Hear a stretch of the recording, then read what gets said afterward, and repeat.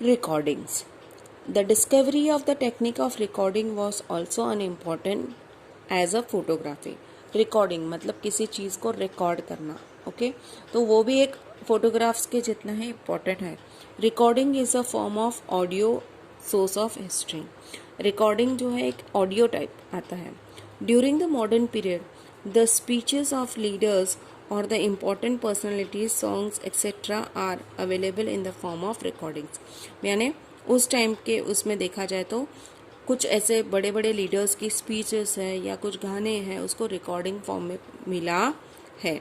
They can be used as a source of history. Means उनको source of history के तौर पे भी यूज़ किया. For example national anthem Jana Gana मन सेंग बाय रविंद्रनाथ टैगोर. जैसे नेशनल एंथम जो थी जन गण मन वो रविंद्रनाथ टैगोर द्वारा गाई हुई थी. उसके रिकॉर्डिंग्स अवेलेबल थे.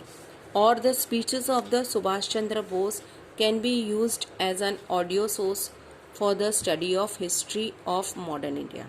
बोलते हैं कि जो सुभाष चंद्र बोस की जो स्पीचेस के जो ऑडियोज मिले हैं उन्होंने जो स्पीच दी थी उनको भी एक मॉडर्न इंडियन हिस्ट्री के सोर्स के तौर पे माना जाता है. उसके बाद है फिल्म्स.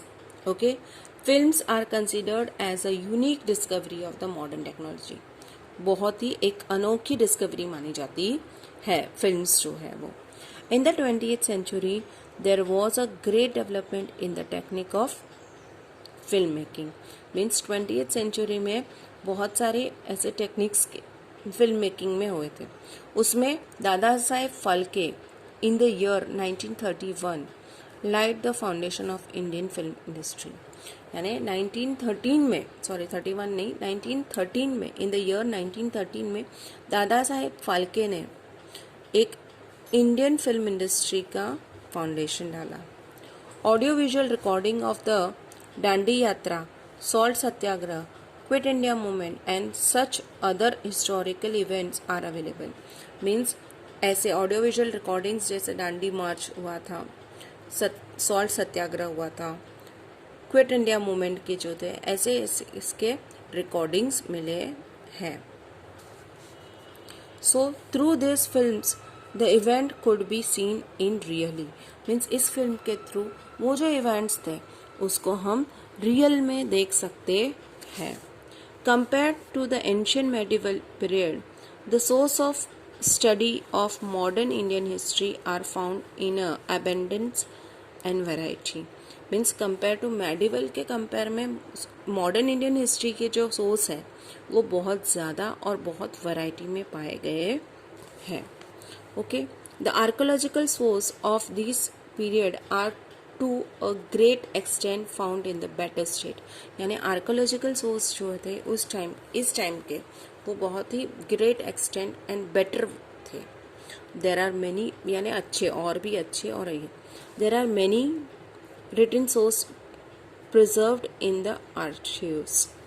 यानी बहुत सारे ऐसे रिटन सोर्स भी मिले उनको आर्काइव्स और उधर प्रिजर्व करके रखे गए.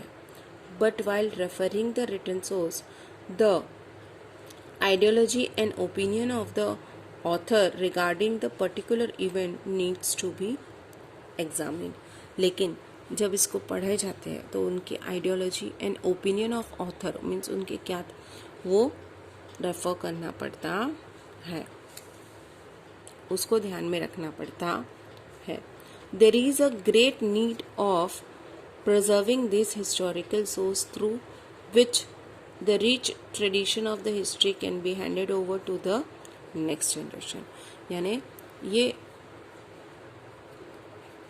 हमारे पास इन सब जो भी सोर्स है ये हिस्टोरिकल सोर्स में उनको प्रिजर्व करके रखना बहुत ज़रूरी है ताकि हम हमारे आने वाले जनरेशन को ये सौंप सके. रिच ट्रेडिशंस एंड हिस्ट्री जो हमारे उस वक्त पे थे वो हम आने वाले हमारे नेक्स्ट जनरेशन को दे सके. इसके लिए उसको प्रिजर्व करके रखना बहुत ज़रूरी